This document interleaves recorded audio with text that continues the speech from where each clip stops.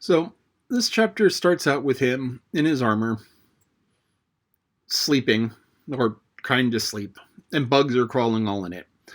And so sleeping on the ground, and yeah, bugs will crawl on you, and that's not fun, which is one of the reasons why you want to sleep on a bed, on a raised platform, in a hammock, and whatever. And so here he is in his armor, and he thought about taking it off in front of, or having Alessandra help him take it off, but he thought that would be like undressing, and that's one of the weird things about clothing. It's like there are times when you're wearing when I'm wearing a full suit and a jacket and a tie and a vest and all of this stuff, where it feels weird to take off the jacket, even though in the jacket and the suit and even with the vest and the shirt and the tie, I'm wearing far more clothes than I am now. It just feels weird losing the jacket. So that's the sort of thing that was going on there. And it's this weird sort of thing that if you have, like if you were wearing a dress and a shawl and a hat, and taking off the hat would just be weird because it goes with the dress and the shawl and or the handbag that goes along with it. And there are times where it's like I often carry a pocket knife just for useful purposes. And there are times where it's like when the knife is not in my pocket, I feel like I'm naked. So even though I'm fully clothed, I don't have my knife, I feel unarmed, unusual.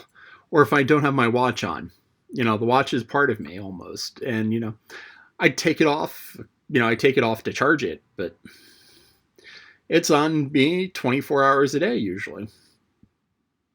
So it's a weird thing that losing it makes me feel like I'm not fully dressed, even though I am. And then he goes into a diatribe about freemen. Now, these freemen that he ran into, from the sound of it, aren't actually free. In medieval times, they had a type of slavery called serfdom. And with serfdom, the serfs are slaves, but they aren't slaves to a person, they're slaves to the land. So that means that if I'm a noble and I have my land and I have serfs, I control the serfs because I control the land. I can't take these serfs and I can't sell them to people. I can only sell the land that the serfs are on. So it's like these are the workers that come along with the land. And so there's a different setup with serfdom than there is with slavery, but it's still slavery. And he's not realizing that the only difference, it's a distinction without a difference. It's one of those things where it's like, yeah, well, it's not exactly a slave because you can't really sell him, but you can sell the land that's underneath him and the slave goes with it. And serfdom was around for a long, long time, even after slavery was formally banned. And in England, when they banned slavery, the decision was like, okay, we cannot have slaves in this country. We can have people bound to the land, but we can't have slaves. It's like, what's the difference? If I can't get up and leave, I'm a slave. And that is part of the beauty of America. They don't have to let you stay someplace, but, you can always say, I'm leaving. Just nope out. So these people are really slaves. And he starts talking to them and about elected government. So the United States is founded on a principle of power comes from the people. And there were a number of philosophers in the 17th and 18th centuries, starting with Hobbes. Now, Hobbes was the first one who came up with this idea of powers in agreement. And in Hobbes's theory of government, you had the king, who by divine right was king. And he traced it all the way back to Adam. So you had Adam, and then you had his eldest son, and his eldest son had his sons. And so Adam was in charge because he was the father and he was the first man. And then his eldest, and he went with primogeniture because he was Hobbes and he didn't entirely think clearly, but did have the knowledge that we all have now. And his theory was that power went to the oldest son always, because that's the way it usually went in England. That's the way it usually went a lot of places, that the oldest son took over the ruling authority. Not always, but that was the standard model that he followed. And so Hobbes' theory was you have the king, and the king has absolute power. And part of his absolute power is he agrees to allow you certain freedoms. And you agree to say, okay, he's the king and I'll do whatever he says. And so that it's a refusal to use force, because it always boils down to using force. It's like, okay, in the state of nature, in the basic way that humanity starts, we fight, we kill. Hobbes coined the term nasty, brutish, and short, which described the lives of the people. And it described it as miserable. And then you come to agreement that we aren't going to fight, we're going to have a leader, and we're going to do what the leader says. And that was Hobbes' take on it. And then there was Locke, who came a little bit later.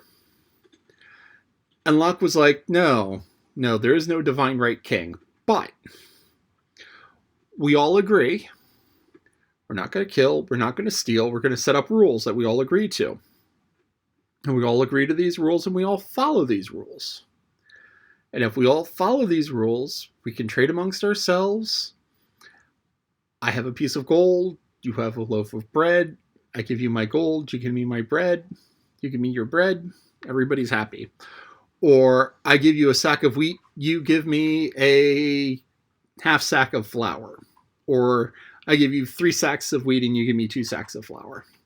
And then you keep 1 sack of wheat for yourself for grinding the flour. Or I give you a sack of flour and you give me 10 loaves of bread and you have enough for 4 or 5 loaves for yourself. And so Locke was all about the trade-offs. And so right after Locke wrote, Locke was one of the people who really influenced the writers of our Constitution. And so they set it up in such a way that it's always these trade-offs.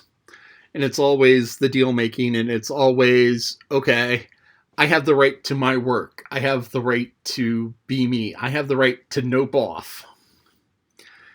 And so that was the foundation of that. And then while the revolution was going on around that time, there was a writer by the name of Rousseau who wrote in France. And he had some more complicated ideas. And he had a lot of stuff that was sort of the prototype of communism. Where it's like, okay, everything is everybody's. Yes, you do your work, but the ground that you till belongs to everybody. The ground, not to the person who cleared it.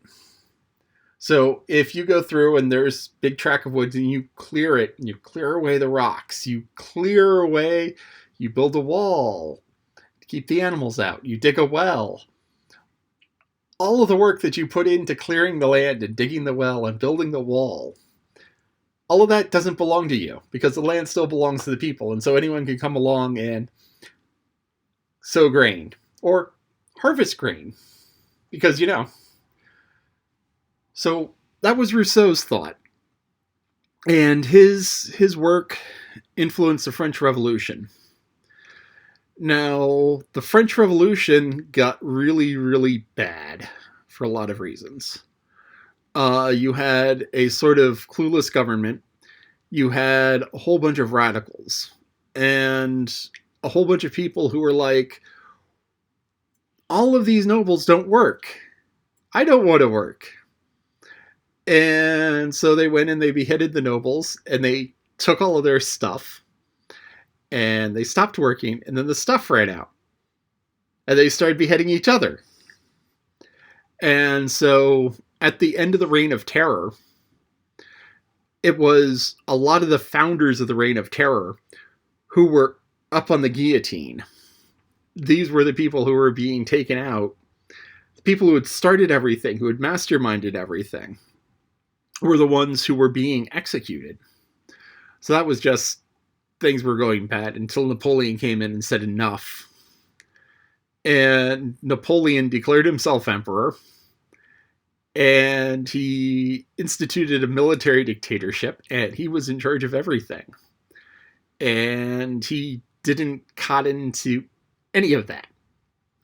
And that worked well until he invaded Russia. Invading Russia is hard because Russia is big. Yeah, Russia is big. I know that sounds like stupid, but it's the truth about why invading Russia is hard. Because Russia is big and Russia has a lot of they can grow a lot of crops, they have a lot of people, and they can just fall back and take everything they can carry and burn anything they can't carry. So history is littered with people who have tried to take over Russia, and Russia just kept falling back and falling back and falling back and falling back and falling back until winter came. And then the invading armies starved. And I mean, that's just how it went. I think the only time that Russia was successfully conquered was by the Mongols, who came at it from the other direction. And the Mongols' method was kind of like devouring locusts, where they just kept moving and moving and moving.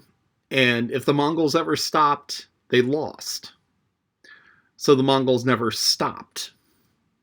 And they just rolled east until they finally ran out of steam. But they took over they took over most of the world. But so he has this freeman, and he gave a piece of bark with writing on it and say, take this to Clarence. So the guy's like, he's a priest.